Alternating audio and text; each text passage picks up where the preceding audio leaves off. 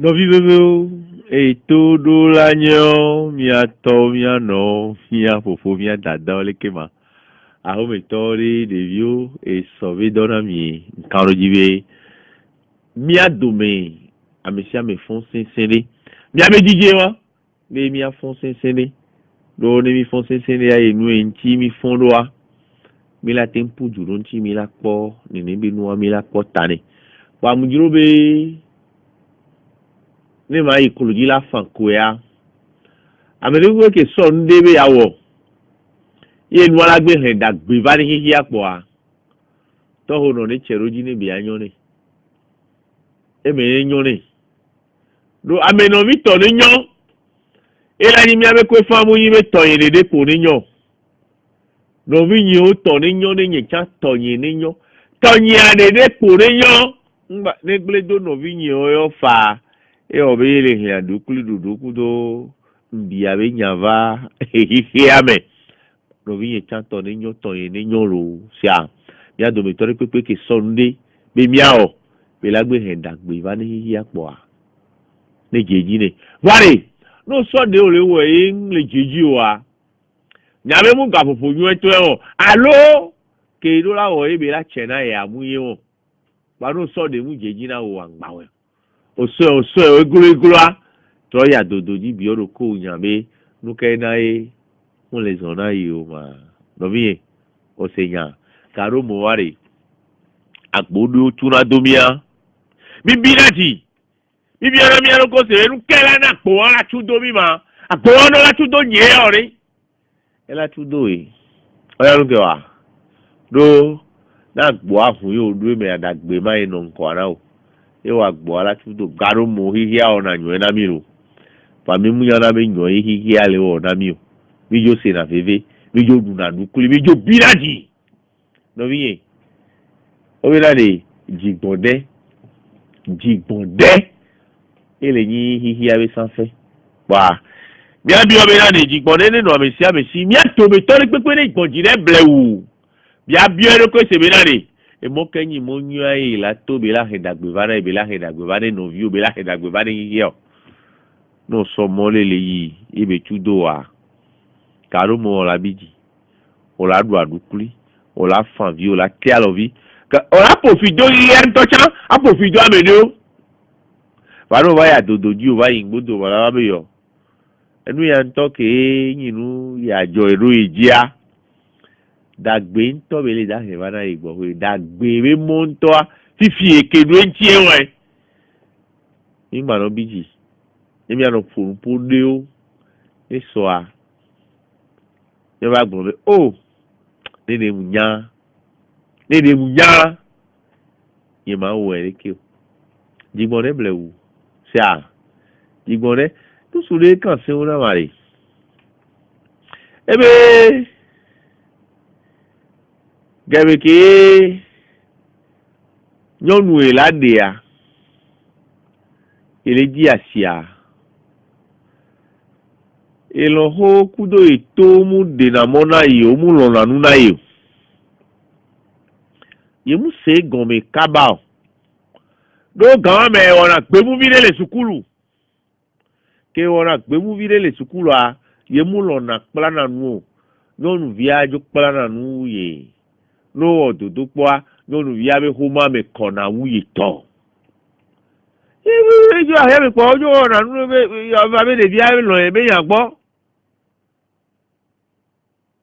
e po e ba yo de bia be ga ni be na de e le ji be ya de ma e ya be ya lo e lo be ya de ti ya de nu ka o e ne ba we ya me to akun do nu o le wo are mu de re fi o be lo yo ma e be yo enu ko le ji so gbo ane wo epo a ila nke o le ji so egbo ebe to ba ho ya me o be onyabo la pala nu ya lo le gbon na ebe nyabe nu pala be game ya ma inu su via jo bi na di jona o le to na nu su via be na ni edo la ipla ho ma do ru be ya de nyonu de ya nyonu ma no no nko no le sukulu ewo kenyi nu so la no fun be ya no nkan ni nyonu a ke nyonu a jo le wo to wo le sukulu a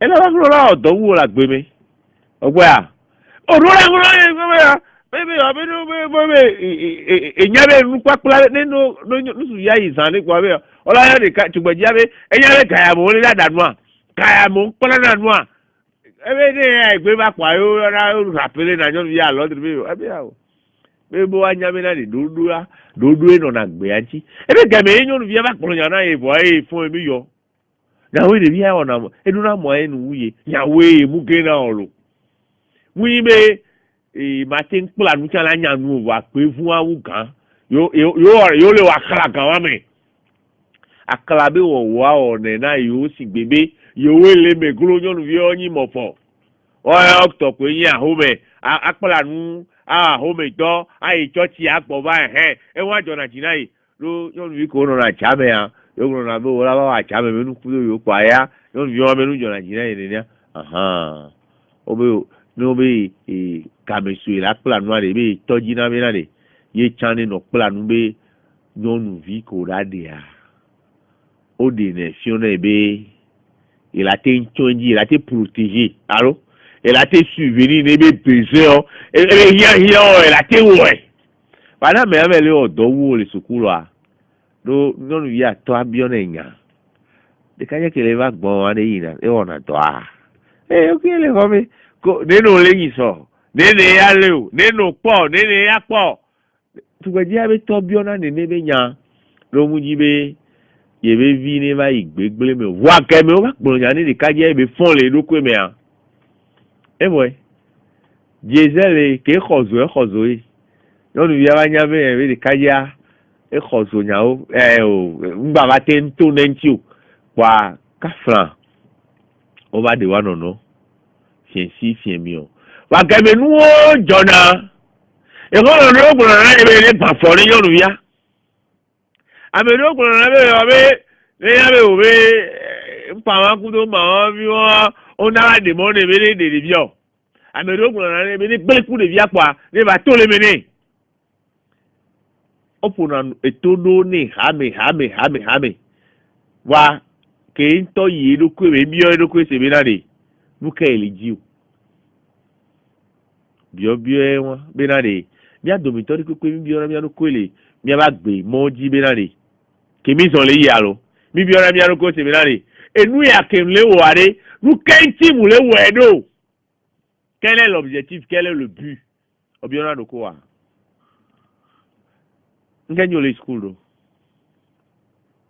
eto kudo no odo school enjo le school do roho diploma to kudo no be nkwara no edi roho diploma to kudo no de so ena roho diploma to kudo no da sawa odo aw nu kenti mu le isukulu ado bibi ona mi oroko wa quel est l'objectif ma ho diploma ko ya e ma ho diploma ko ya me gbogbo roho diploma so ku glinji e mu so le won ni nu kenti mu le isukulu ado ma sukulu na de mo le me hame amero le place e se papula cha mo gba le me hame ogba amero le pe anu so apetonti e cha le hame doctor jo le pe anu so apetonti na apeton le doa le ko la da do ne do susu me be do lele o dana nti lo me to le hame doctor ro le ajibe yan gbo po pora e de o le opona kan me be yan ogbo o be neurologo wa ro amero le ayiku be yan ogbo pora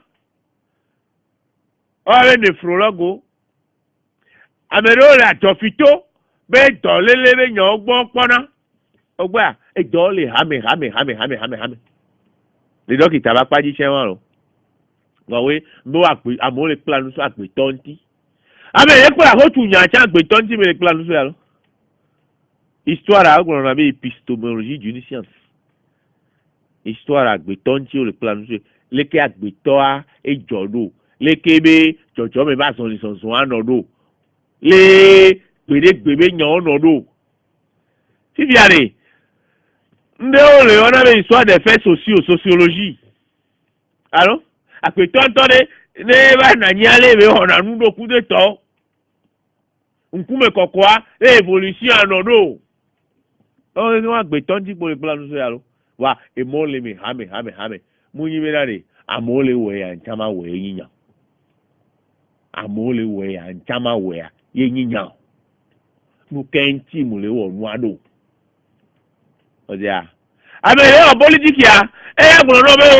ya e so e ro ko so le safore no bi o ntie bi o bi yin be ame si ame kere o politics ya e so e ro ko so le safore no bi o ntia alo ele o politics kususu be obodo o politics ya bo nyina wa me no gberi o we gato nyina ame do so le we agavo le gomina lo ogwa me lo o sawa be nu no ame si o pio nous quand on le on noir quel est l'objectif quel est le but on est bien là nous quand nous ko le wo nous quand on le gligando nous quand on le wo do amero o bo na ball o bo ne nwere o bo ne amero bo ne be azo to jijo ne o be kapo bo we be no le pu eku susu be na le ya me no me como tole que gale wasile nuame nchamado gale bola be popo me yo bien le ni bi ame ko ame professionnel la me ne onyi nkenti mu le onu anu ma ngeji o le wero o ya konko dana le mondo me nbire kwa kaka ni le jopo ogbatukwabo o tono bi owo objectif ali awi ato enu kama banyame o senata me pebo a mle bi onyala agbe ke o le ade enu ko le wo ade o eta do jinu kele si o eta manu ko ya mo le dajo nchama do ajo ya amole asime nchama asime ya amole jiraro nchama jiraro kuevoa objectif taro jinu kele no asina mo eyan be america pe rolado tado jinu le bi agbe anti tado jinu kele agbeyin asima le tobe onya tado jinu kele agbe wasia ola ke wo la yin kan ma di ame yinyan mu ma di ame yinyan va ma yin do kwenye o de jame bia ka fra bo ma le me bi o le zigi ma le pe to di o di ra so ku bo ma le bo ma le atom di ra po no di ra po no gba di ra jami mu se bo di ra po ri bo ma le nto wo edokwe ewo ebe yin ko no bi tado jinu wo yin leke ma ya zun amere be yin ko me wa so edo sonli so ku amere alo wa yo yin to edokwe eyan be de gbugbe kemi le ware tado jinu nenu enchinami obe l'objectif dans la vie n'est pas de surpasser les autres mais bien de se surpasser soi-même. O te nyame via. Muni menare, ma to me pote onti enyinya. Ma jagwagwa ma to do ko yinti. Mu kane kaye bi o ba se una vi be to ku do le tugbaje bi le wa ki o le ko rikabe. Ne ya tugbaje bi ato abi ne no vi kaji ade krona to nentia. Ke o ba fon ne la me ne kaji abi yo. Ola ki wo wule ko le wo ero Yahweh va le wodo tugbedia mu le to tugbedia nti o ele to ero kwenti mi ajagbagbare mi ahlo mi ato mi aro kwenti mi ya berare mi ba gbe kemi le ya ta do jinu de do lanu esina mi godogodo pe to no la gbe ta do jinu de pepe mu la gbe asina wo wa olanu agbe apo lẹ́nu yíyẹ ọ̀ wẹ́ yíyá mi náà de tààdó jínú dédé nù àgbè àsínàmí tààdó jínú dédé nù àgbè àsínàmí lónìí mi ń do tààdó jínú lé pépé ló àgbè àsí wa ẹ lájú inú kèé láde fún yíire lọ́bíyè ló ń yẹ sàn wa ló ń dóńkú ìsàn wa ló ń rọ̀ mí nìyẹn mẹ́nu wa Obelo ngolo be ne traba so ya on po fifim. O sea, no gbele ne no gboto me. Yo trobe le ya, o trobe so ya. O npa o nu gbegbe o. Ba de mi abede o le mi munya ta doji nu kele mi ba gbe asina mi o wa. Ne fifi mi fon do nchi ya mi po gbegbe o. No le pla doya. Ngenji le pla doaro. Eto eku no nyu o ma pla doa. Engine le pla ro. Ne yi kaka gbe pa vo kwa. Ne yi ge itutu po vo kwa ya wan pa. E di pe sukulu bi lo egbero bi o be pe ya bebe sukulu be kaye ore ma. No bi o le kakanu mo le kankan fiu la ba no de oto no.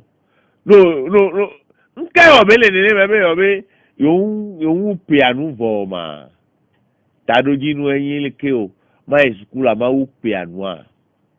Ma sukulu ma du jia. Alo ma sukulu anu ko le fiu ma nye. Ma nye nu sonti. No plus ere. No fion la bozo po yo nye a, lo fion le horika o nye a. E la pro do kaka so yi. 1 plus 1 ma ti abozo po ana o. O dia. O la so e so no yi. Ba le ko be 1 plus 1 o fion la bozo po ko to la bozo po be ho ame alo, ko to le horika be ho ame po jo gbele do funu, be jo yi ho ve a. Ame de po le ho ve a. E da du aya vidi. E da du aya vidi. Ame do le gbe nu gba bi o sukulu be ne peton alo pe ne me gbodo me ba ya. E be yo. Nko le bi o ye wa ma. Mo o si gbebe e o hu ame po nene. Ame lo pla te la do. O ma wa te yi machine di egbe la tonu. O ma wa te le sizu egbe la sonu.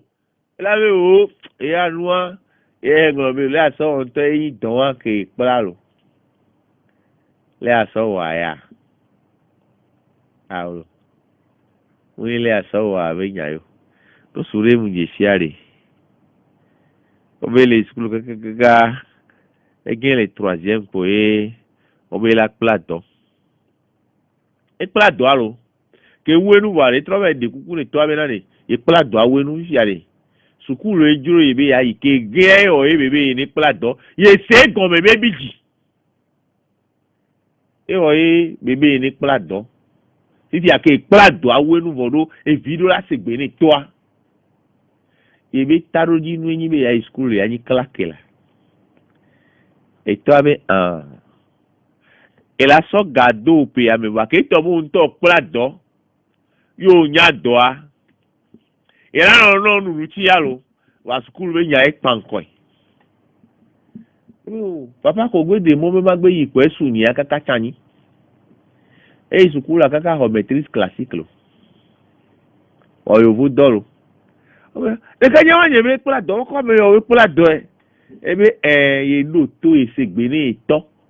Ke ge nya be to biji do e. Bebe ma gba isukulo be la pla do. Ne ke do e ku gan e be sukula po la ya. Tamu asituma no agbe ajina yo. E no to e to e be pla do ape ame to. Ke trova po e to bebe e jibe agba tro sukula to be ya. Ne sukula po e gba juro ya. Nei. Yo na do abire. Ina sukula bire ke to be ba po be bibi abe ye lembe ne sukula ntoa. Sukulu be nu o e ngba ba bi ona e to bi ona e nu ya re mu le hia, nu ya le mu le hia. No to akpo e be ele de yi kona yi. Ame wa da si sukulu pe to be plato. Be tro po ba do e sukulu a. Ye be ba le désolé ke ma. E wa le no da si. Tamu yo wa. Le no ke da si be no school menti adia. Ba ke yi nwere o. Ba ke be pla do e po nu ele do pa pla be ya. Ba kla ke duro be ya wa. Yo, e to yin ne kukula pla do avola. Wo free chan vola. Fi si ade mji me ma gba tro isukula la. Oko be bobo yinya. E nu nwere be nya. Bobo yinya e nu nwere nto e be ni. Bare. Jibe ma glon ni mi adomitori pepe. Bo we mi aje mi abe gbebe dodo abe na re. Obe les mots qui viennent du cœur iront droit au cœur. Et n'y a que sona didi na mea. Et il n'a dit bon, na me ko le gbole na. O ke le gbole ya. No gbole kudo ji ya. E ka je ya ito agbo me gbole ne kudo ji. Pe na re. etonye obe ma pela do abo sukulu ejiro mmema yi evido la segbe ni to aye o em segbe no fifi am jibe ma tro isukulu ala ke enya so jimene le biare e vi kene to e jigbo le to a demone be ni isukula vale obe les mots qui viennent de la langue n'iront pas au-delà des oreilles. Les mots qui viennent de la langue n'iront pas au-delà des oreilles. Et il y a que Francis André a dit poémique pour les ma totonti au tout pour là c'est quoi pas. Les mots qui viennent du cœur iront tout droit au cœur. Mais ceux qui viennent de la langue n'iront pas au-delà des oreilles. Et il y a que a dit poémique so we a dit roya we nyewa lo. Et tout pour là c'est ma ijime. Pa nu ko kike mi la glore. No yin nu ko so jime na mia, do na mia no no gbo. O dia. E nu ko mi la glore no yin nu ko so jime na mi, bo an gba nya de hwaya. Pam jibe egbebe ase nkankan, egbebe anyi no no a. Nenyi enya ke la so jigbo, so ijigbo. Et Maurice Zundel. Et globelare. La prière est le cri de l'amour qui répond à l'amour. La prière, c'est le cri de l'amour qui répond à l'amour. Mais Dodora, elle est dit l'on va pas dodoré, que les noms, l'on va pas bounti. Le cri de l'amour qui répond à l'amour. Maurice Zundel, bon, mon dit, mi abe nyawo keke ko mi la glore ne so jigbo na mi ne ba de jigbo na mi ne so jigbo na me de ne ba de jigbo na me de pa mi do me ya lo nya do di na lo yo re le wo yo re ya to de ya lo ya me mi aro yo e godo pe sha ya be godo pe mu yan anto tete o me ni ekudo Elise kumoji wa we la na pu ya godo la tra le ono nti yeah Nemi yo me fo Bruno anye maglo. Nemi yo me tonton Bruno cha ma tonami. Ora me Bruno Fidelis be sakuto mia so sodomi. Mia so mia Paul ke mola no dwalo. Oh, Jimmy Hope. Obe ni gloa. Ni gloa. Nka jo le gloa. Hein? Nka le gloa na me. Glonto anam la. Opobe agbeke mi le antori. E dode yin lo. E dode yin agbe a. Amega o be le do yin a. O la we. Ba funde. Avunde c'est un chien. Avunde c'est un combat. Wale mi avec gbe ale a. Avunde. Ne gloa. Okpobe. Ne va odo de o kaka me ga ho gbona. Ne gloa de yo la so afun to aso luari. Ne avune bati ato. Mugogo me ga ho le gare me mle bi e be dare. Nka wo yo do na lo be ne gloa. Ola so afun to duwe avun la ti adoma.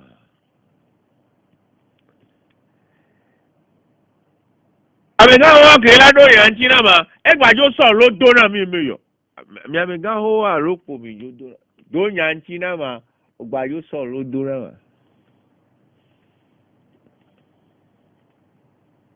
Oya lo ke amega ho do na ma. Ebe na masu gbojia. Mple na gbo.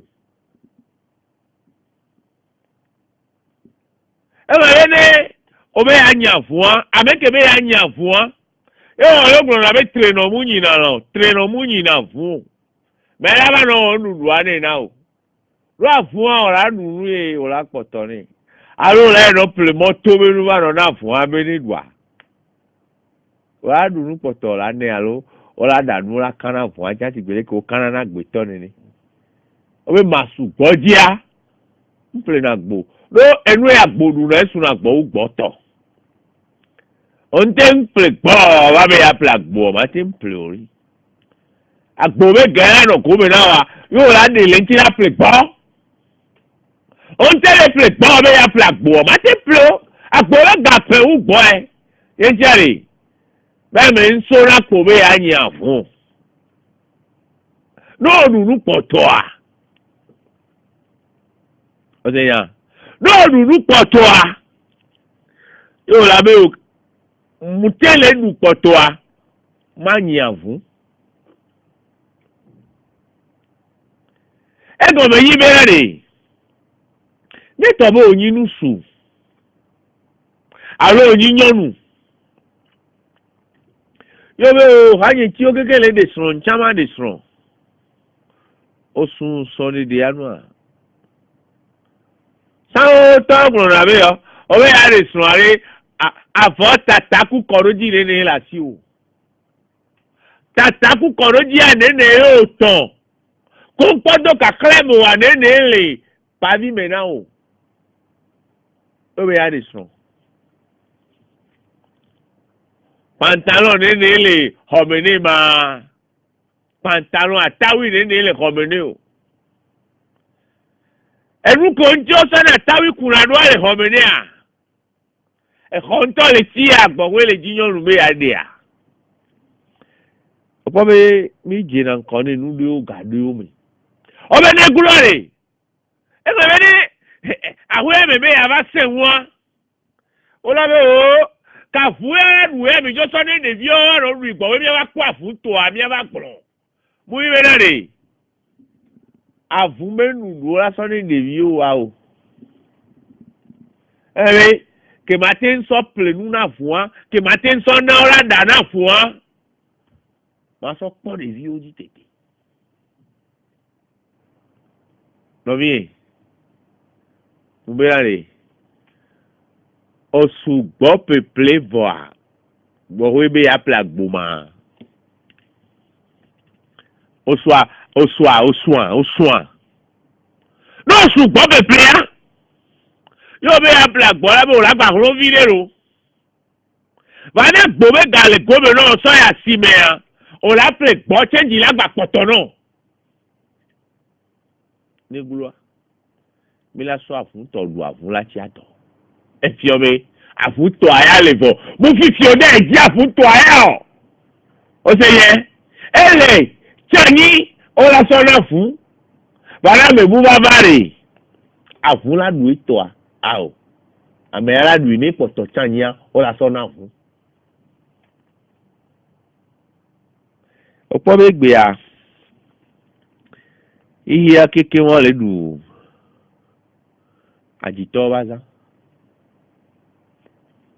Ajitoa Vitora don toro le tola hadame no le funwa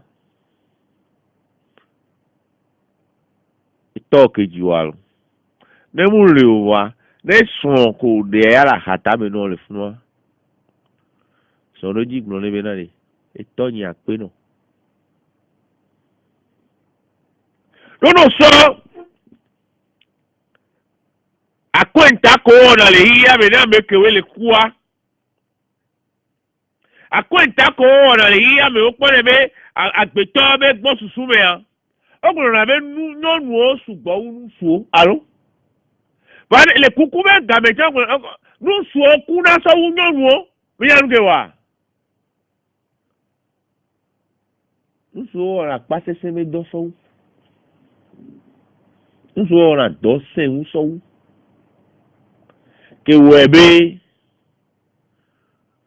asokuno na do ame no garo me ke webe ni wa ba gbe abe we to na ba do wa o ponchona o khochona kaba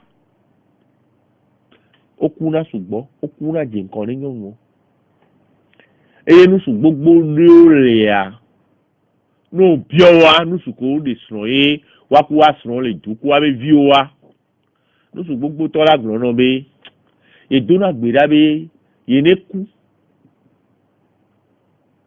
ne nyɔnu ya ba na yi ba nɔ ɖeviwo gbɔ nusudiwo tsɔ la do gbera fa be sɔ ne ku lo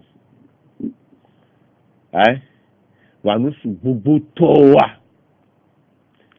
ebe na be o nyeku nyɔnua nyanɔ du nyanɔ ɖeviwo gbɔ lo ʋua ne la ba be ba me ne la ku dze ŋkɔa ela nyɔna ewu be ya ku ne nyɔnua ba nɔ ɖeviwo gbɔ sɔwu ɖo nyɔnua le nyɔnu nɔna plus fidèle nyɔnu kebe ya nɔ gbedzia enɔna gbedzi sɔwu mianu suwo wa ne kaka nyɔnua kua la be yɔ la dzo nɔ gbaloa o ma di nyɔnu ɖe ke la do ƒe nɔ ne ba kpɔ ɖeviwo ku do wa mu da dze ma wa ne nyɔnua ya be fifi nye kpo srɔ̃a kua be ya gba de srɔ̃ ma nuka o azɔlevi la tame nea ma tsɔ ɖeviwo dzi kpoa nyɔnu ɖewo gbewo la yi go la gblɔ nɔ be na de be so ke srɔ̃ trɔ̃ gbodo mea so ke srɔ̃ dzua nusubu gba kpɔ ama me na ye kpɔ famia nusu tsantsan we la gblɔ me so ke nɔ srɔ̃ yi mɔdzi alo ke srɔ̃ yi kpɔ alo ke srɔ̃ yi wɔ lekea ame tsantsan we la gblɔ kafla ame tsantsan tsantsan we la gblɔ nyɔnu la de gblɔ be ya klo ke me dzesi ye srɔ̃a be ɖekadze wa ke va ɖea nusu wa ke ɖe gbe le kɔtonu ne ya so ke dzesi ya nusubu gba kpɔ ama me na ye kpɔ famia nusu tsantsan we la gblɔ be so ke me dzesi nyɔnu wa be ye ŋgba kpɔ afi bu kpɔ mi ame tsantsan we la gblɔ ame tsantsan we la gblɔ kpɔa nusu mu dzi be ma te ali lɔna mi egbe ɖo miabe agbagba dzedziwo miabe kutri kuku ɖo nusu sɔ ne ɖokoe sɔ sana vɔ be ya ʋlɛ ba hoe ta elɔ be ya tsi adzome ne ebe viwo wa kpɔ gangan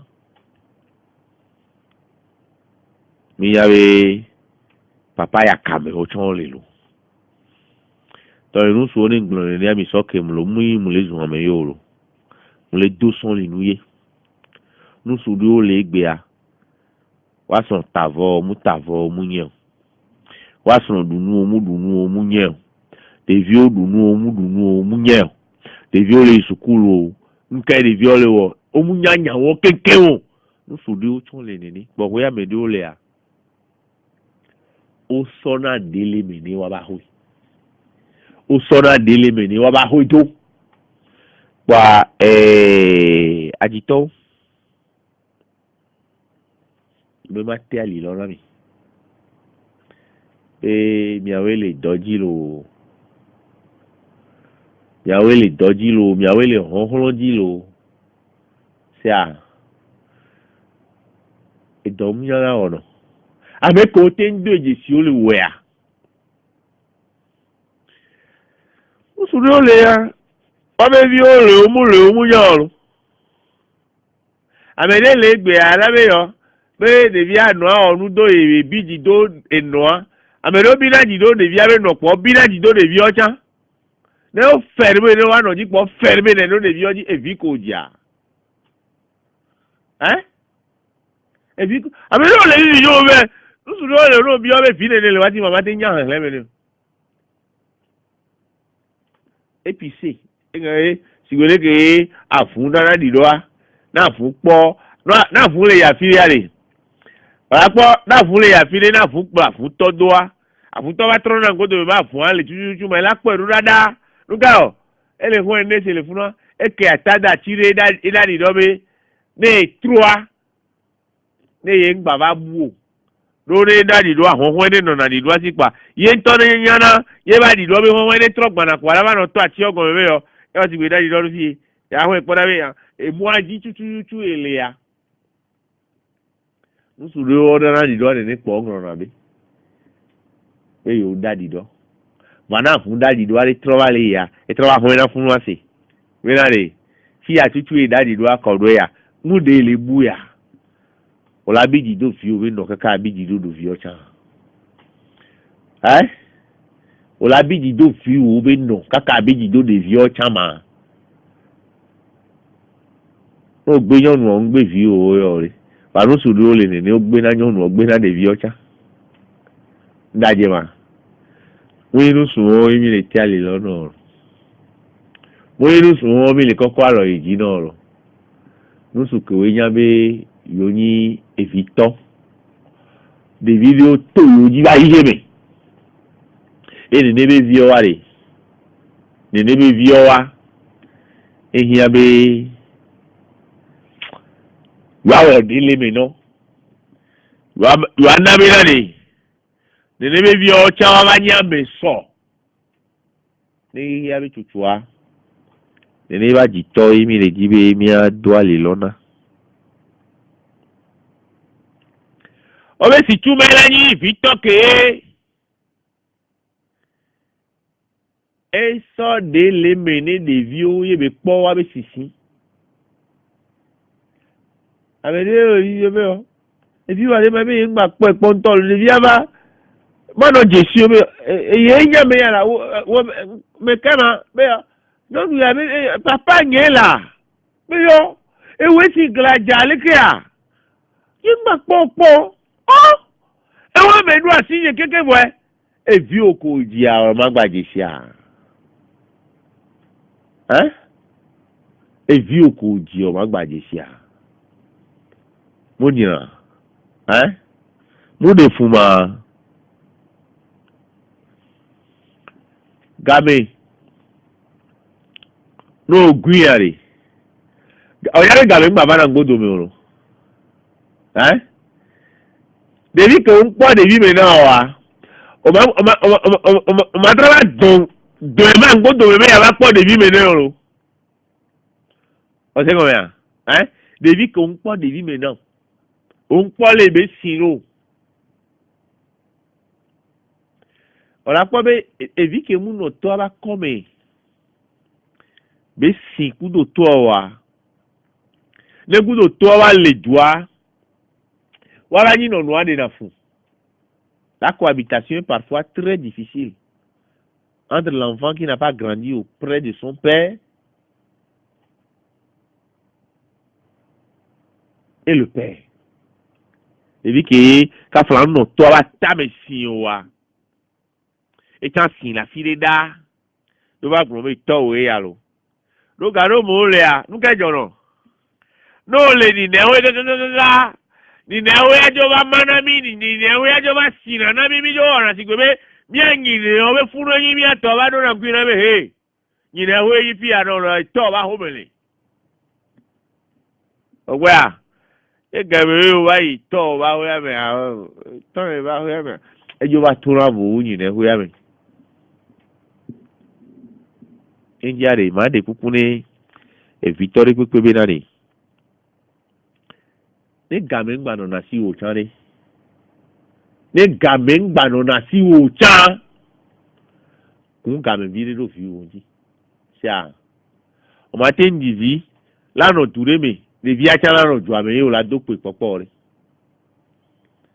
o la to de vi o ba agbo anu bayi o la be ni sinpo a ne ba sinpo e la ba ho me ne gbe ba sinpo e la ba ho me mo ya gbeyan re yin o mo yin ba sinpo e la ba ho me yin yan no ji be ku de vi ayo anu nyu re ya je si de vi ba je si ya vi fe me o la poni de via e te o la poni de via ke mu nyo le me o la no wi zerika ke mu nyo le me o la no tro zerika ati ko ji be ne si negba iji wu wa ke to si ko la nyale ko la no pa etane do wa o se ko me ati ko ji be le fun alo wu wa ke to si o la pe ko lo de ba lo si an zerika kan me are o la no ne no me o la no ne no me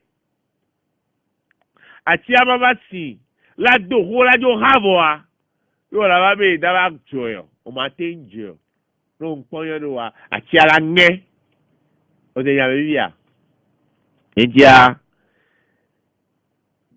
mi aja gbagbare mi agu game mi akpop si me mi abe viu do ne wa be sisi me game avai kwa game atomi anti mi ma gba te trova ngodo me olo o se come mi ma gba te trova ngodo me evito ro la jagbagbare ne de viole sia ne mi ave viole sia enye mi la no gbon la so do un se ìrora rò ní alẹ́ mi lánàá gùnlẹ̀ lóye àrọ́ bí ẹ̀mẹ̀ ló mi ọ̀nà pé kákákáká dèbí ọjọ́ bá china wíwíwíwíwí àwọ̀ libérons nos enfants ṣá mi àtúkà mi àbẹ̀víó mi àdèkà mi àbẹ̀víó mi gbà lé dèbí ó dà jàmẹ̀ sígbélé kéye ó lé náà fèmí dà jàmẹ̀ nínú mi àdóhùn sẹ́ dèbí ọ́ wà mi àgbọ̀nyàn náà kú tó gbèblẹ̀ wù. O sea, muy bien, mi afo, mi ave violo. Muy bien, mi afo, mi ave violo. Au. Pa mi anya le kemi la klodwa. Mi anya le kemi la klodwa. Do devi ko o pa kudo apasese hein. Apasese la non la mene ka ça va pla me bouso. Donc on avait l'enfant apprend par l'exemple. O c'est comme ça. Eviare enuko le wo le gbo be le poa eye kan ona no gbona de biara no gbo no fo na me ya de biara no fo ame no dana ko de biara no dako no yo le wo le gbo be le po mi la po la o mi la po elon lo po janta bi tukia e po be tokudo e no ade o dana itokudo eno wa na tole wo po a o fura juplo londo o la le o la wo la fufu o la de mo yo la badui ko le pele le wa tokudo wa no gbo a enu ko la no wa yo no yin nu su ora pe yen su gbo avi o cha no wa pe e ti are ya so egbeboko so plo de vio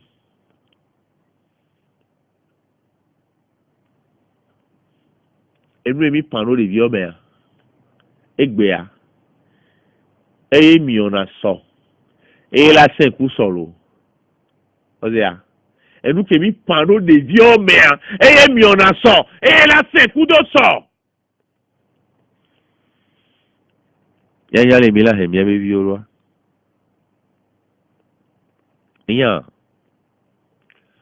mi gbona le mi ade be evi yela de kuku ne toa eto mu de na kuku ne vi o be bi ke eto de kuku ne vi le ape seyin eyan wa yan wo yan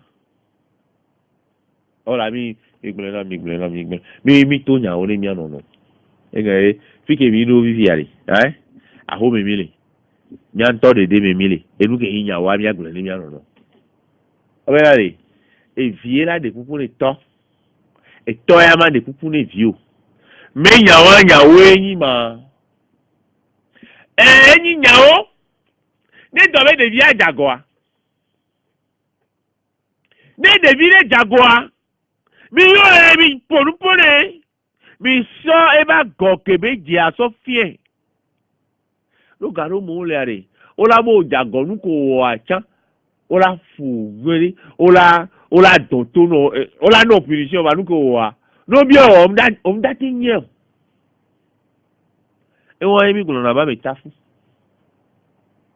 owe a no gbo we o la pla de via gbo we o la to le via re enu ke de via wo no la so fi e me nu ya o mu wo ne o le ko we wo o jago ka me no to le via re e la nya me su o mu wo ne o ma gba we o para me amunya ne me nu o yo fo ya re ojo don to re ya re eso ale lagbo ne me nu e lo eya devi me ya de gbegblebe game owe a devi me ya gbegblebe game o be kan me o jana gbagba o do na devi abi susuro l'enfance est la période de la formation de la psychologie de l'enfant owe a de vie mais yo la no jira de vie ado le susu me kudo nu e me wali to be Victor Jagoa e Victor ke ka France André odo fu ogbe foi de vie on le to manyavi enfant bâtard nyawo enyi na enwe yo su na menene be o ma ito ba ho be no via no jia eto akudo nu oba ta me no na le mi o mi agbo le mi adebe konu me e Victor ho me vi sinale ba le bi ko ba le sin le ni ne ho me le e to be e o si gbebe o da ba mo do ne ndo le ni le ho me le ne a ni ne ola o se bo da ba blinde kudo yo la ro bi o be o unje si to we a o ma ito we a e vi ke to aji gbe kore gbe ru ko tiji ni no a alo gbebe mu do fu o ke mo ba de yi si be won nu nyere wa re ngora ora yi de bi abe no gbo tutu gba ade kuku ne de bi abe no e ayo de bi acha de kuku ne o be vi eton ne na kuku ne vi o eton ra de kuku ne vi ni to be eton jago be do je si be jago reconnaissons nos erreurs apeto la ten jago fa o be errare humanu est perseverare diabolicum. L'erreur est humaine, mais persévérer dans l'erreur est diabolique. Mais à côté de ça, à pétobe non mais à pétobe que mini ntila kudo nkwa milate njagofa milate ofo dada. Va atran le vodada me. Ado tran le vodada me yeyi abo sanwe nu eyin nu gbegbe eyin nu kriko ke apeto nu la o.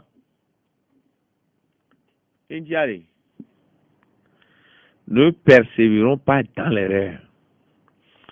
No jaguari.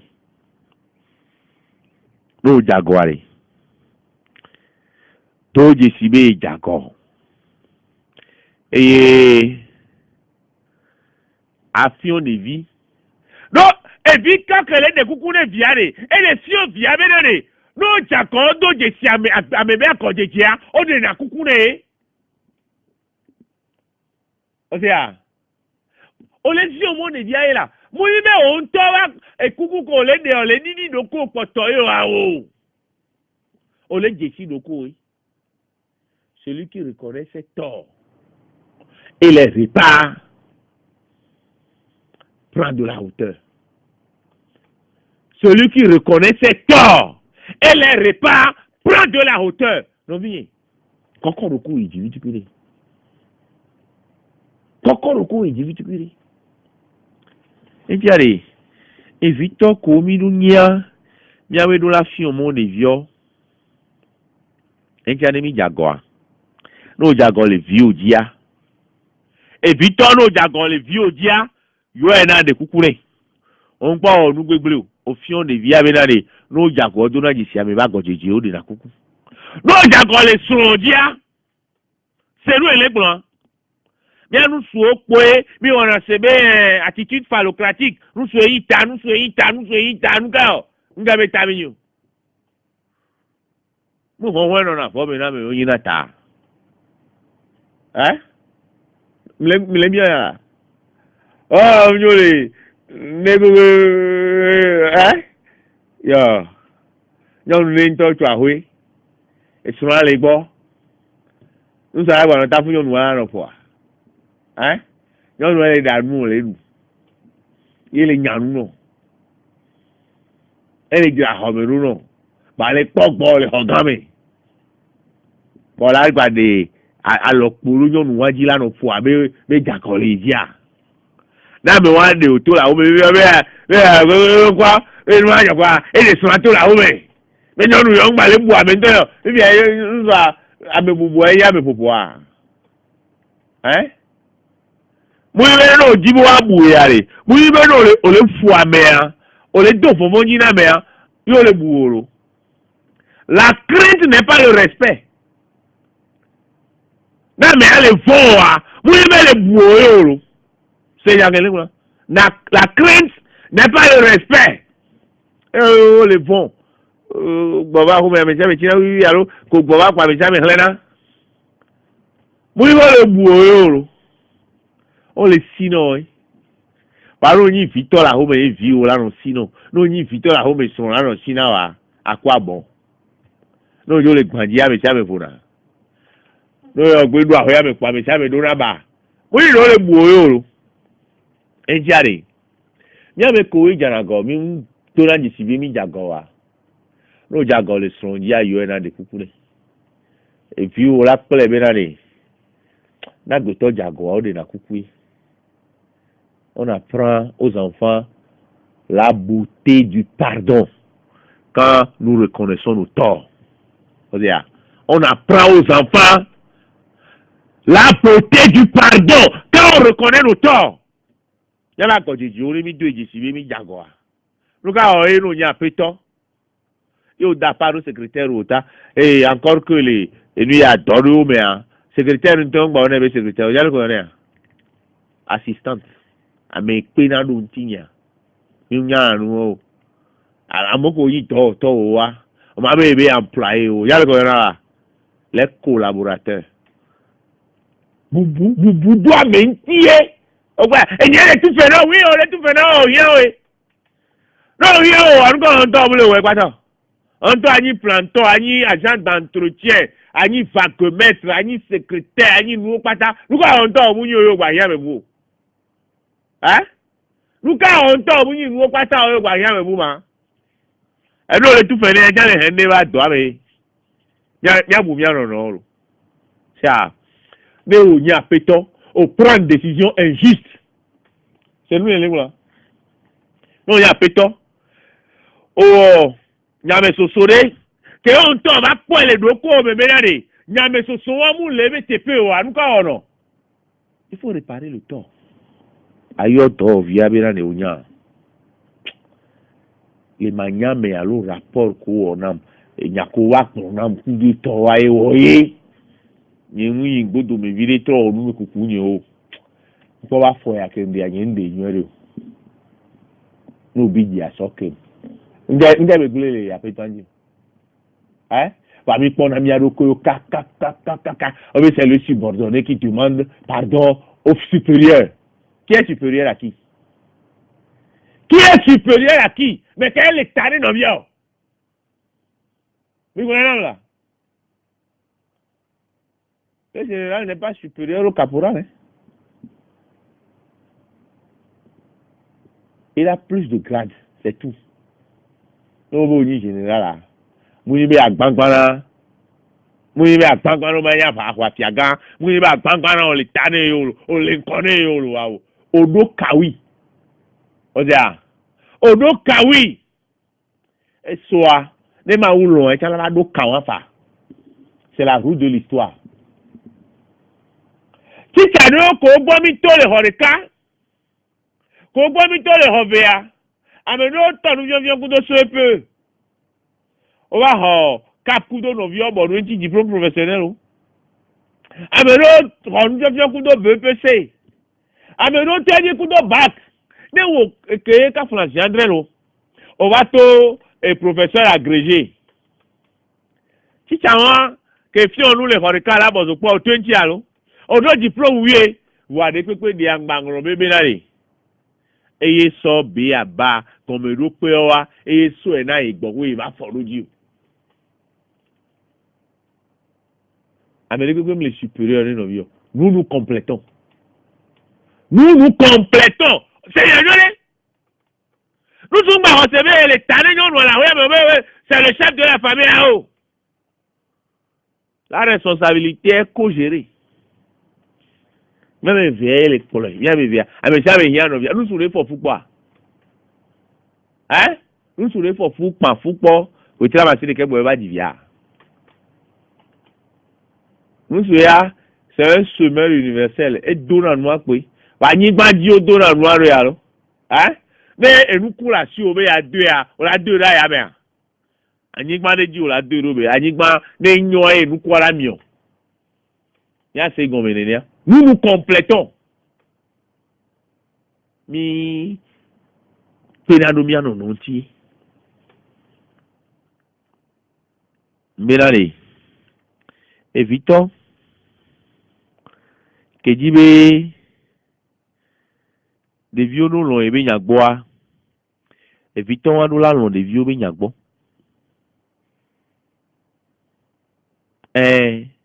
mi do la solo lo tore de bien les vieux mi do la lo mi ame vieux kudo lo et si ma toile wa mu ibelale no mo le lo vieux be nyagbo kwa ye ne pepe de via duro kwa lo ne o il y a des enfants gâtés à qui on ne sait pas dire non. Moi, je vais bien, mon lèvre n'y a pas quoi. N'est pas que les viens au gros quoi. N'est pas que les viens du quoi. Malhonneur, ah, wow, évitons. Mais le vieux, c'est mon enfant chéri, hein. C'est mon enfant chouchou, hein. Ah, c'est ma préférée, hein. C'est mon préféré, hein. Ah, wow, là, ah, wow, là. Evitons que l'on vienne nyagbo, evitons que l'on vienne nyagbo. Enyale koglona le eme game. Enyale koglona ao le ao me game. Evitons nyo via mi onima. De viave ya onkama. Enwa nyo la si o la ifi no abanema. Hein? Menani. Enwa mu la si o de via biowa. Nous quoi la gloire. Bon les mes filles. Et Georgina me obiom nous ya lo voir. Nous la signé gbeode. Voir. Ma dit nen quoi quoi. Ah nous que les kofivi no sia benana kofivi. Kofivi ma gbon benare. La hwe wanda mea, ahwe ke tano yo nti wa mea. Ole du gboba si la we me nti agboba si ko eche na du egbo. Ne to akudo no agboba si mu le si wa. Tọ́lé lè vi abẹ́ gbọ́ bá sì mú lè sí ore. O la fún yà. O la hàrú vi ohun tí a yà ò bá mẹ́ yà. O ma hàrú vi ohun tí a yà ò bá mẹ́. Tọ́lé lè vi abẹ́ náà de. Le ciel n'a pas toujours la même couleur. Le ciel n'a pas toujours la même couleur. Mais tu sais ya. Mu kọ́la de kẹ́ nọ̀nà esi gàsi àgàmì wọn lò. Gàdó mò wá de. Kọ́la blanc yóò bẹ́ẹ̀ nọ̀nà tí n kú sí sí. Gàdó mò wá hẹ́ na. Gàdó mò wá ọ̀nà lukọ̀. Ekele na. Garo mo me eme nyurona eme dona bibiti mi ave viwari mi mudola fona olo mi ave viwa mi dola long voir les long me a mi anyale ko gbona no be mi agbanyale ko gbona no be awo do mi ame do mi nyale ko gbona awo re de bio ola be o vinye je dois tout faire pour le satisfaire à Dieu. No nous na po dans les domaines et Dieu on va bien bio mais nous na pour du bien ouais. Le bon parent ne s'endette pas. Odia. Et Victor Noël nous na fait de vieux chiou. O c'est comment? Nous na fait. Et nous les balles sont payés mais sona. Non, il nous fait soirée, non, t'es pas les pop faire les tours là, sia. N'est pas nous fait, on va les taper au temps là, ouais, mais allez, vous bouquez les viola, va sonner où. On a vu, toi, fait pour nous, on va dans la parota, mais à mon panel, si n'a pas on trouve comme là, on va mon léo. Ah, livre de psychologie, vous le so, les vieux pas planti. Obe Amérique banae et on a plein filet c'est tout là y avait les problèmes bien bada be ya gbagbana me gbo e ya ko gbana me gbo nti ara me e ya ko gasi aga me kwa bo e be ba do kwa me kwa be o be de atune be o be o ye ngba pe kwa o be psychology yare e je be Obama ye me wele gbo vivi je be me ya le kere e buru ma gbanu gbo do me no vivi je. Et puis, donc, on est à l'élection de Vienne. L'élection de Vienne, mais il y a tout. Nous, les vieux, les bobinales, mais des nanadios. Voilà. Il y a des vieux, il y a des vieux, non. Vane awo be game chan le ari. Mia gba gbrono be awo. Ne le bia bio mi ndea. Ne le mia be ntete nuwa mia we. Vane le mia be ntete nuwa wade. Mia de gomene de via be nu ya ko le bia mu le apalo so pe olo. Ele bebere. Ele bebere be evito nyare. Edora nyale ko fiona ma obe mo de via. Tobi kuno la ma wunyi mi ato. Allo? Debi kuno be ma wunyi mi ato emi on to mi le na ero ma wa gbo mi le do tu ya. Mi la fion mo wa chan de vie. E de via la nya be ni eto le sia, eto gbale, eto chan si. Allo mi le ne ya. Enu ko mi sumona mi a fion be mo mi a be viu. Sia. Ele bebe mi a fion ma obe mo, ma obe fonfon. Mi a son ma obe fonfon, son to mi a be viu me. Bibi ale o oni fito. Kakaru la ke a o fojo bo. Alors que devia fon yon fon. Devia jogbo ho ba jo. Ko jo devia dan lo gbo ho gbo a. Gemo la ba ne pa kula so ma obe fonfon don la mele. Amelo le a. No bio de vidéo le a o je si wa to le photo me.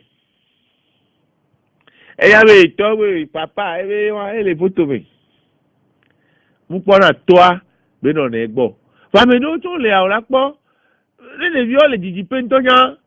O la po wa ku de vieux lo na nu po na ka. De vieux la nya be na ni ye to le so de le me na e. E fi to. Ne mi mu so le de vieux gbo wa re. Egbe ya amo de susu o portable kudo no vio Facebook ole WhatsApp kudo no viole a vil prix que vous ya gagare o ogba iyo mi abe vio we mi o ni a video call na we wa ya pompo kudo we mi aka se kudo we mi anya fonfon me no wa cha wa nya fonfon me na mi o la nya be na re yo to kudo yo no are o le so de le menayo evito ya obe mi awe ba lo e ji egbero ba kenyi mi ato ami ano gbele na mi sia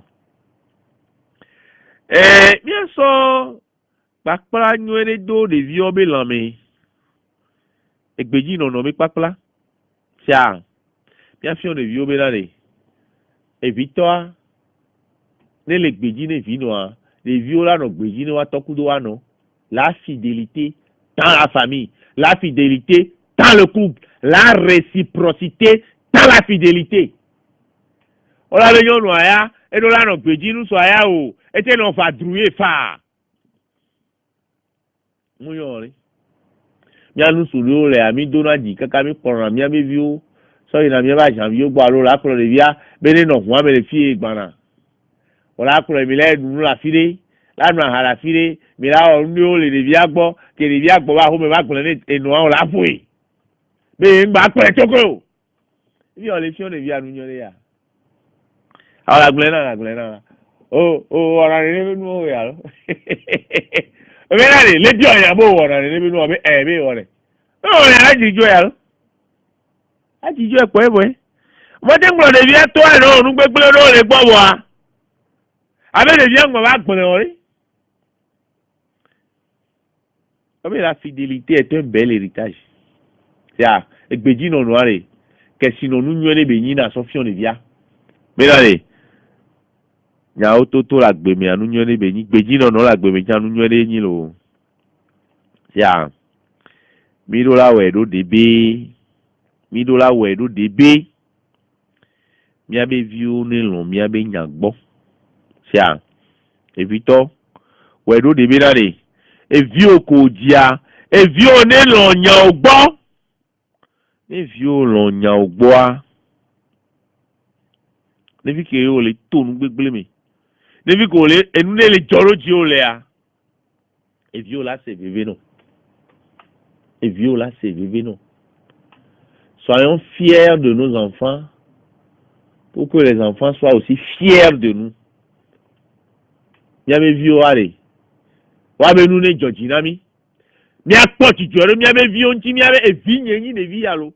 E de bi a chale, ne ba ten gbolo kudo ti jwe me na re. Ame wa tonye. amewa etonye oya ma glonya ya ne ngbole ne ve nyɔnu wa no sɔkem mu yi klodzi gbɔ we da glonya ya nyɔnu ne ve miami sɔkem nyɔnu kede o miakui mi kpɔ ama me ne mianono nyɔnu ke ye kaflanzi andre miakui mi na yi kpɔ eŋɔ be mi nya janvi va mi miakui mi to kpɔ ye va ve me be egbeme gble no sigbo jara hwa kwa ye ode ama zɔ gbana nyɔnu ala te ha kɔna lo nyɔnu ala trɔ nkume lo la klintsi lo ne kpɔ gbana la do ahoe ɖe me lo be ne o va kpɔ yɔ la yɔ ye me ŋkɔ alo la va kplɔ ye do wa ne vio ehuo ya ne do awu ayo de ama ela zɔ no dzo la de ba wu la sɔ tu ama no mianyi vi tɔnyuɛ si gbele ke ma wu nyi tɔnyuɛ na mi nene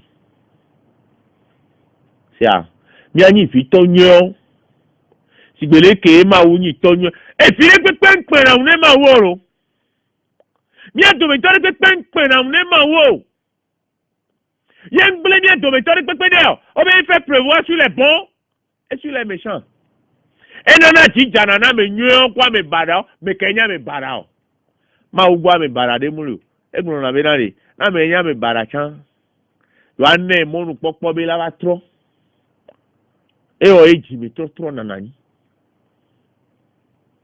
miani evito nyo ne mi abevio ale be na re ne me gbogbegbele va vana mia ne nyi jeje do pa France andre si me va vana na gbeto agbeto no o la va singa kala va o ti gbowo tro sun devine ne ne ɖevi ware ne mi dani dodo mi aroko entia le ko la so avovu wa tutu na mia ngba nyi jibibi na o ne mi yingo dodo mi aroko entia re le ke o la le sinami adira mi do wa ngba nyi jibibi na o wa ba nyi jijwe no me na re ye to le do alo ye to do ame gan kuku me e to do ame sisi me are ya le bene ne de video wa le bena e chan mi wo mi de afọ ni mi abe vi oro pọ jijọ so mi anti mo yin gaela na si ogbowe o lawe owe a mo abo wana se be gaela na si ogbowe o la yin fi tonyu e no pa ke gamana ni a o ebe mi dona fofo ji ne mi abe vi omi wona panye sugbo ne vi o wa no fo mi ne le de vi o la bi omi o ma te bi omi onu kentia mi le do fofo ji no e fofo ji done vi mu yin vi papra la crainte n'inspire pas le respect. Ozia, mais nous les voit, mais mounana bo bouneo. Amène pompolo nchio, les nous gomme. N'est pas à matin gloreux les vents. Vraiment no bou. Mais on avait des vieux no boumi, si vous voulez que mi bounama ou. Mais on avait des vieux no lo, mais on avait nyakbo, si vous voulez que ma ou lo, mais on avait nyakbo nene. Bah, agito. Et puis, Mouille et puis la siwa on a né des villes la houreme on a né des villes les corps ogunya me nyun supare agito ni la o ya me wa chama agito papa vive jima no nto mu jito alito me ware ngo ya gojo o sea no mu jito alito me wa mu nya gojo ma me sha me la va yi me la va jifio wa no le so de le me na me ne bevi sukul ti o tune de kwa kayo plene de kwa e dele do ikonji o tu su nu ya konji be ti alo o pratique ya ni le obi o reji o le kwa agito ni ame ko keke gbe yinu su le so de le me ne apeto ho me ya no mi je si ame re o e vile ni le wa si o ba me ko oji o le po owo wa me ka ho tu yi me ya kalaba onya to la home ne khochi ame araba egbe anumu le yo ladu me araba ebe bibe sukulu ti me araba elele do ati kechi mi je si amo ko wona ne be nu o e me ro to le a o la ya o da bi ogbo wo la ngoro me ogbe a o la bi ho ola wo e ba me ni gbanya me wo yo ene ba me wa re o le wo ma wo be do ene ba me wa o le wo ma wo be do lo ma we so do so da ti nínú su me la re khomeke do ani ko ejina yi e khomeke do ni ko ejina yi nusu kele wo nusu be do da si le homemea banya me le o ma wo be do ma wo ni tusi ma wo ni tusi ma wo ni tusi na mi lo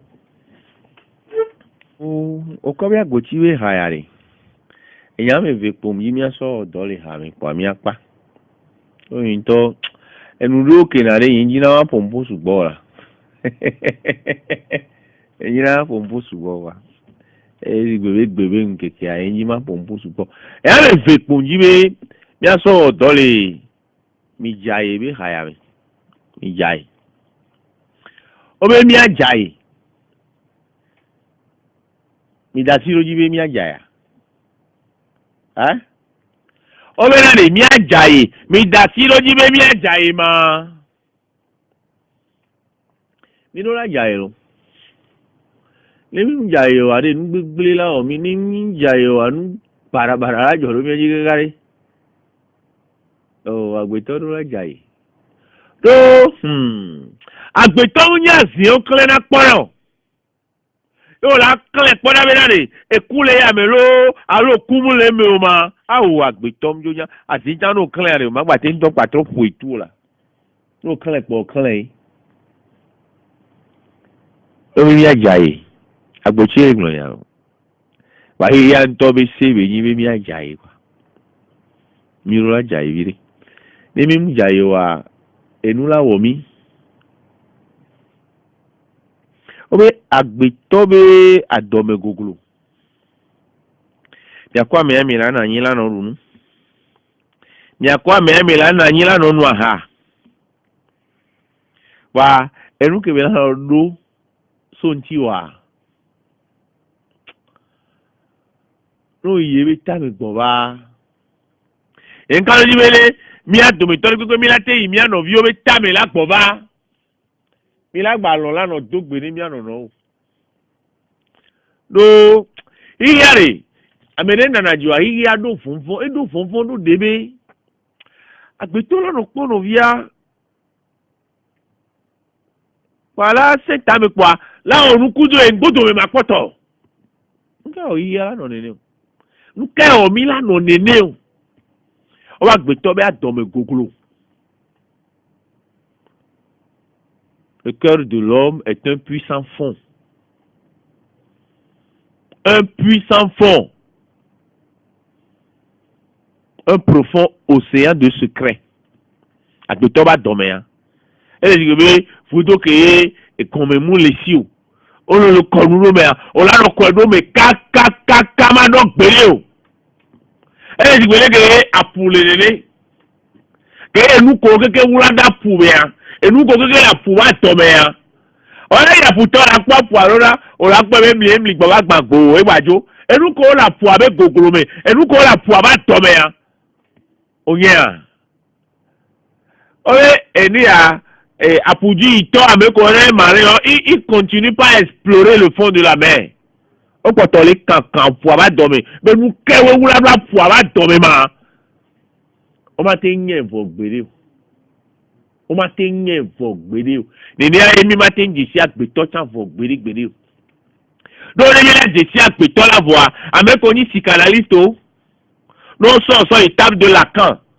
Alors avec on y psychologue no mo wa kankan susu me na me na o la me wa agbeto le ke po ya agbeto le pa o la dessiner agbeto dare carré no pa ya me le ke agbeto ale iwa o ma ti ni agbeto vo no so agbeto ni ka ele de ka ero chaque être unique e ba agbeto no so e america be yin mu ni no bi owa e to fo mi la ti ni mi aro no le nkume wa ma ni mi aro no le jegbo.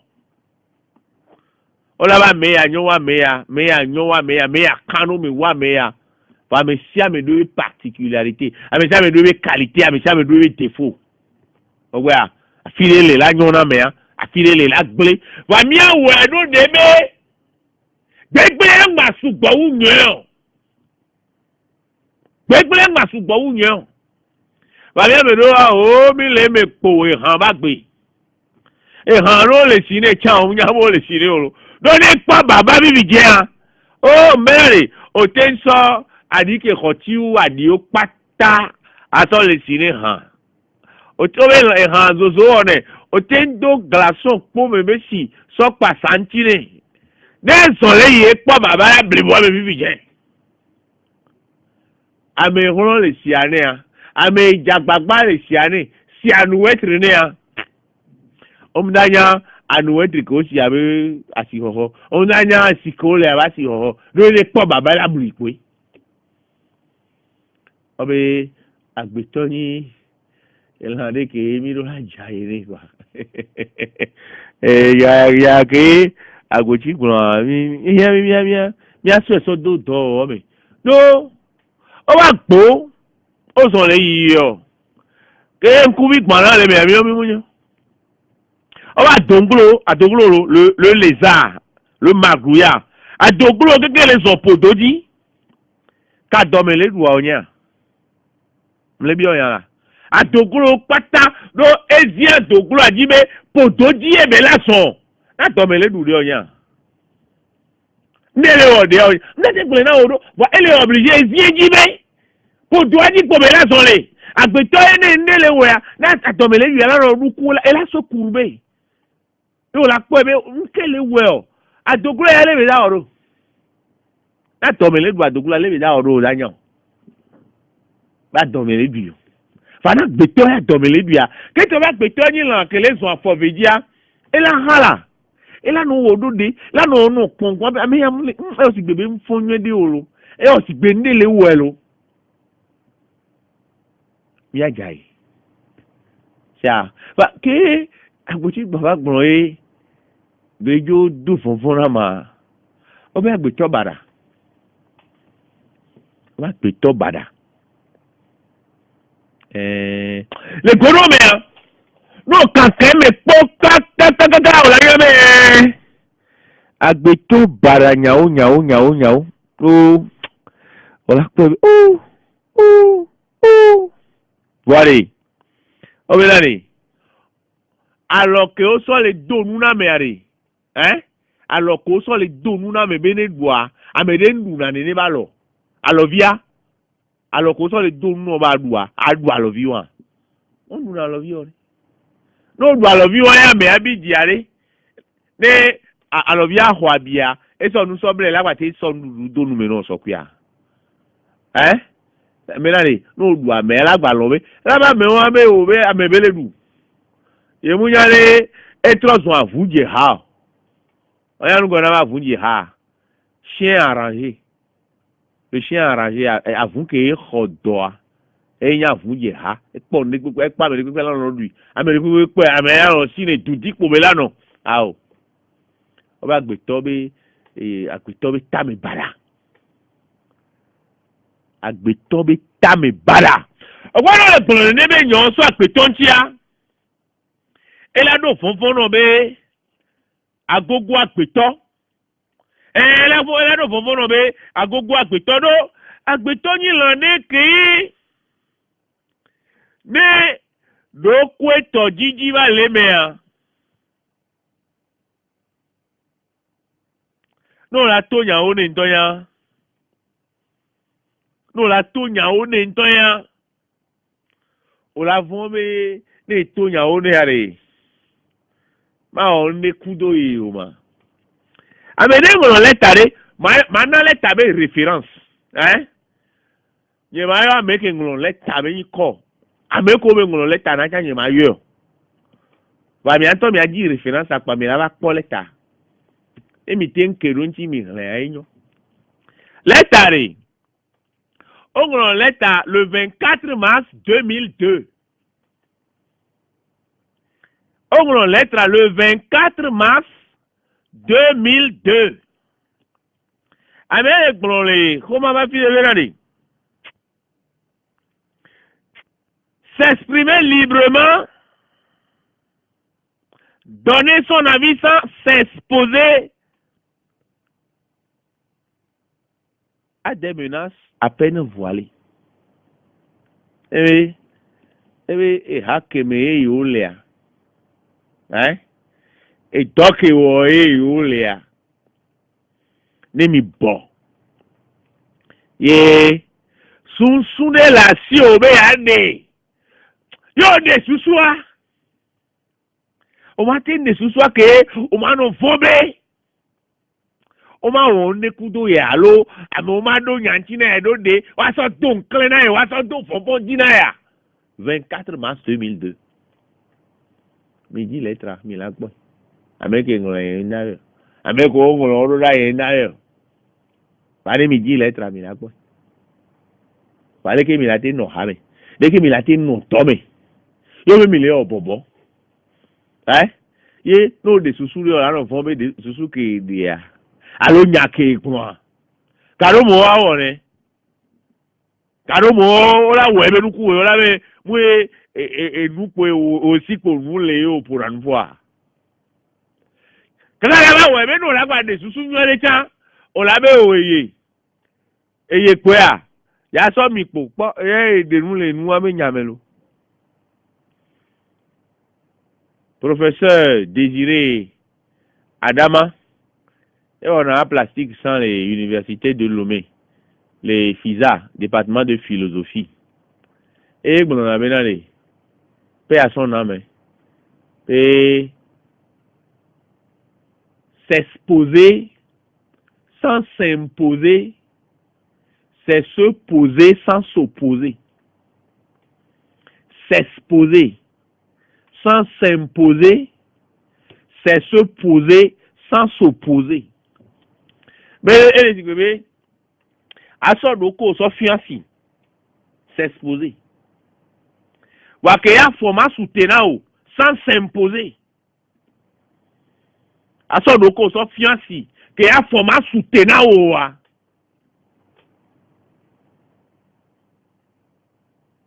Elle dit que les cola tikpo la va jeter, c'est s'opposer. Bon, ma pas encore n'est que sans s'opposer. Les gars, nous avons n'est que à Abundi. Mais la conclusion, nous, dit là, mais là, on n'est que à Abundi, à Yabelade. Non, bon, nous, le silence peut être interprété. La parole aussi peut être interprétée. Non, bon, nous, et nous, bon, on l'a tendé comme ça, mais nous gagnons, bon, nous. Mais en tant que pour un le maître de la parole qui refuse de parler. Ah, voilà, c'est stratégique. Et nous, n'entiers. Va nous voir les bonbons, nous,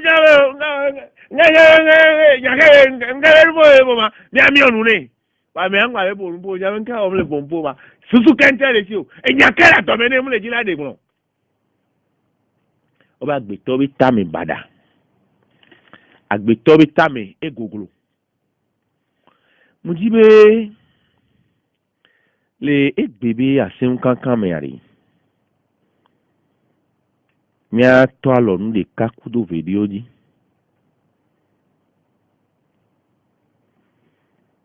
do ken gbon fi be no ponpoa o la so nyale me on vient nous courir ça. 24 mars 2002. On ne peut plus s'exprimer librement et donner son avis sans s'exposer à des menaces à peine voilées. On ne peut plus s'exprimer librement et donner son avis sans s'exposer à des menaces à peine voilées. Voilà, on sort. Afrique du Sud, Bishop de K, Monseigneur Desmond Tutu. Monseigneur Desmond Tutu, Benade. Si tu es neutre en situation d'injustice, tu as choisi le parti de l'oppresseur. Monseigneur Desmond Tutu. Et l'Afrique du Sud, c'est quoi ton la bébé? Mais là, tu dois venir faire. Aïe, bien, bien, et pour y avoir, elle a bon. Si tu es neutre en situation d'injustice, tu as choisi le parti de l'oppresseur. Bene va faire mes bénani. On les tafou amené. On les peut bon les tafou amené alors. Wobe o ya inda do nu nyawa me. O nyawa mu kan yolo. Inda do nu ame wo be nyame yolo. Nyawa mu kan yo. Mo se desmo tutu benani. Ne va faire mes bo po bo les tafou amené. O le o majo ku amede.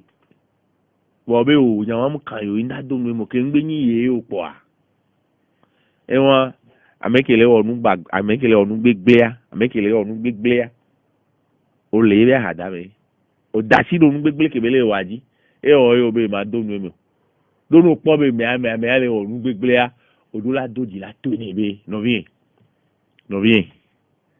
fike ma do yi ya to ya oni mi aro enu gbegbe enu maye mao ye wo le wa ye wo mi le wa mi jijo e oh on va persévérer diabolicum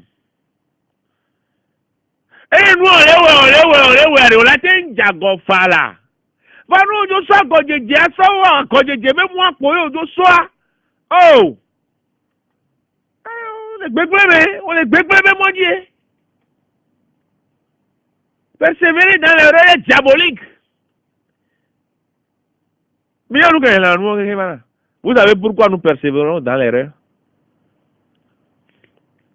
Est-ce que vous voyez, ici à Médéo, les arrêts? Et nous gbélébé moaji pominona, nous gbélébé moaji pominona. Ah, bon, là, mi bien. Et y menari. Et nous lui tournons les miabi jime komuni. Et nous qui domiadi. Au soubaro. Ouais. Maman soit mandrene kurura. Amandrene ngeke amandrene on le kosira me quoi. Joda blada kura yora fira memera kosira. Alo kosira meme e kosira joda blada kura yora fira memera. Donc on a le premier jour de la semaine c'est dimanche. Amelo chongbola be c'est vendredi, amelo bola be c'est samedi. Le premier jour de la semaine, c'est dimanche. Dies dormi. Mia, et nous kowe nana mi jo china gbegble amea. Et nous tout gban toi avec ce qui sort du cœur de l'homme. Et nous tout gban que tourne la petobe jime. Yename ne olo nous gbegble kana me siame le da pa be oh. E bon, en avant la marche. Koyo gbedo e po e bon. Et il y a voiture automatique qu'on peut démarrer pour atteindre non balentio. On y a nous tout ma et nous gagner va. Va maintenant oui bien.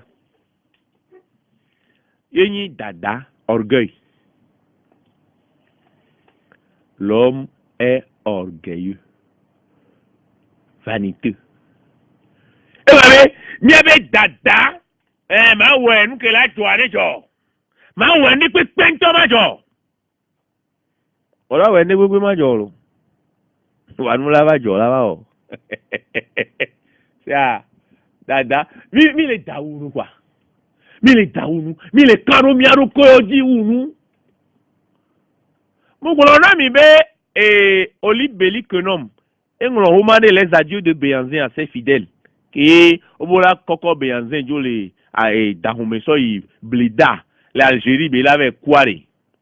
Obo ko koko edo meleme ase won yin o kan lo obo ko koko edo meleme mele amule hon ebe yo be inde potona ebe e so be atabaze be ntokwe le so e obo ko trokle ya gbo me be ne be so e ba tabaze are ebe no ju demoni ya do jasine yo be nu sensen ni wa demoni e hon abazon ni wa ebe la o yo vo choma dun kan wa yo dasi obe ke fankwe kaka be yo nu sensen kaka bo we la ba ko jasi ade ya ko a sensen loji ya be la jemoire et bien obe qui suis pour que ma disparition soit une lacune sur la terre et nous que olibeli que non les adieux de Béanzin à ses fidèles mais qui suis mais qu'un coup me nié be jojo le ihia mea et la hen gbegble de vama qui suis une lacune qui suis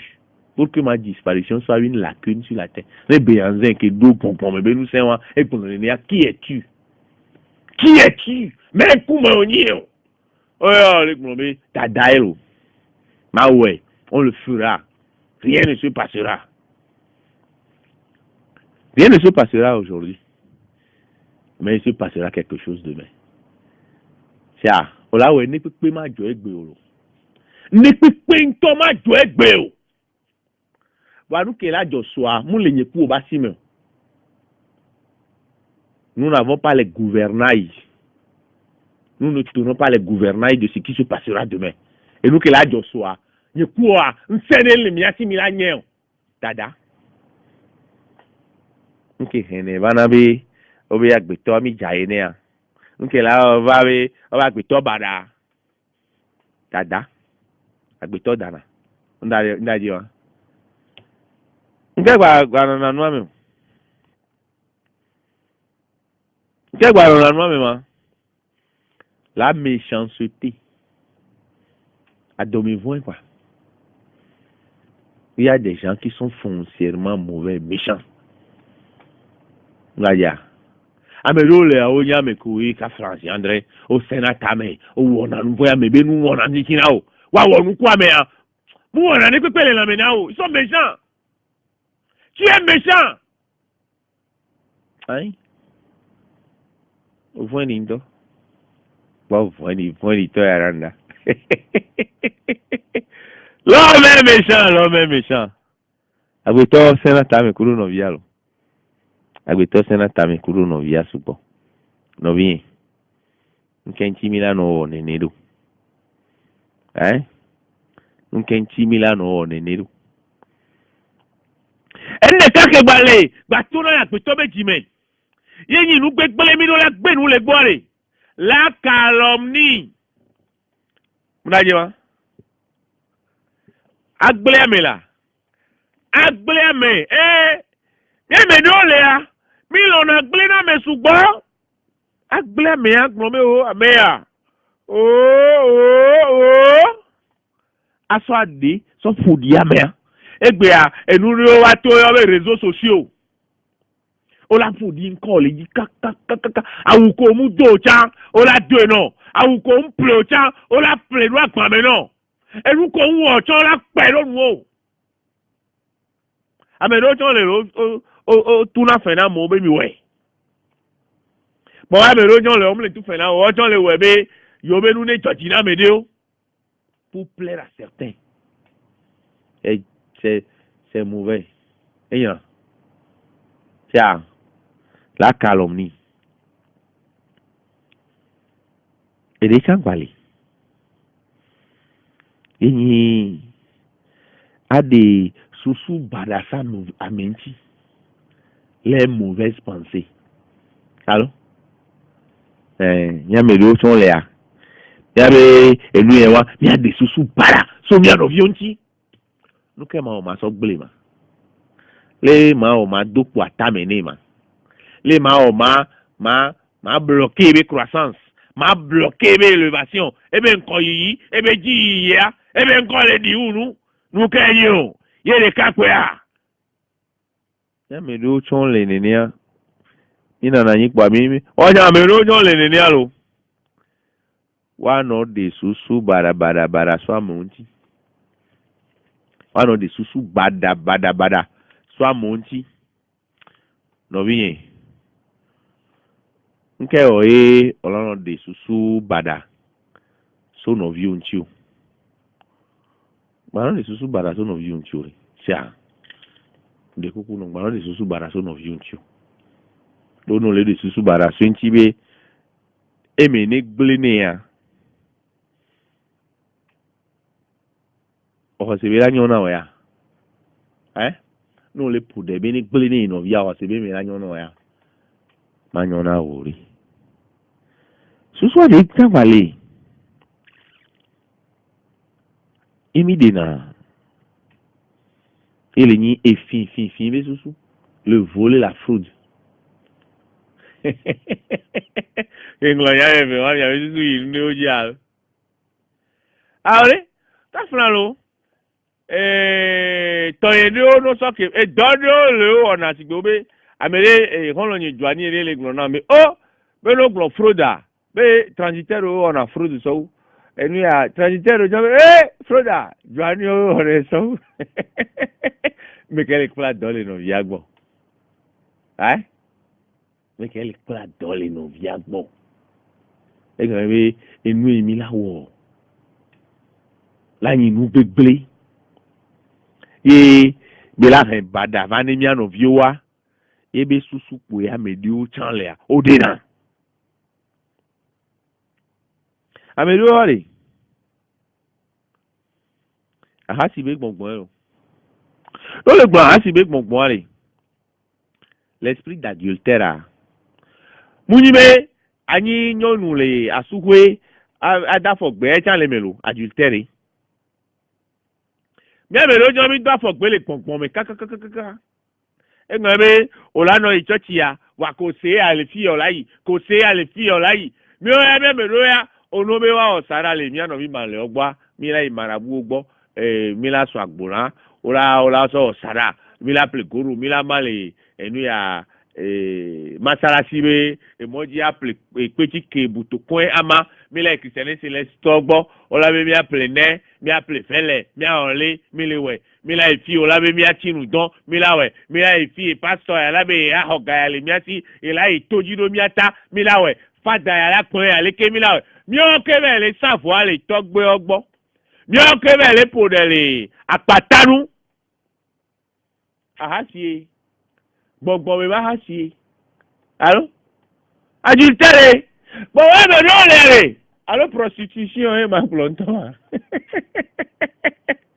Allez, non, il y a non, quoi, les filles, on a nos filles, on a quoi, les filles, n'est nous, nous, dit, on a, si, quand, tout la, oui, tout la, oui, non, pas, non, quand la, sur la, non, quand la, non, bon, pas, puis que, mi la, pas, nous, les, mi la, doit, qui est mis la porte dans les là on a eu au milieu puis il y a bien bien où est leur personnalité wa me nyinya fi ebele wa ba me nyinya fi ke ebele o agbeton je se roko yi agbeton je se roko yi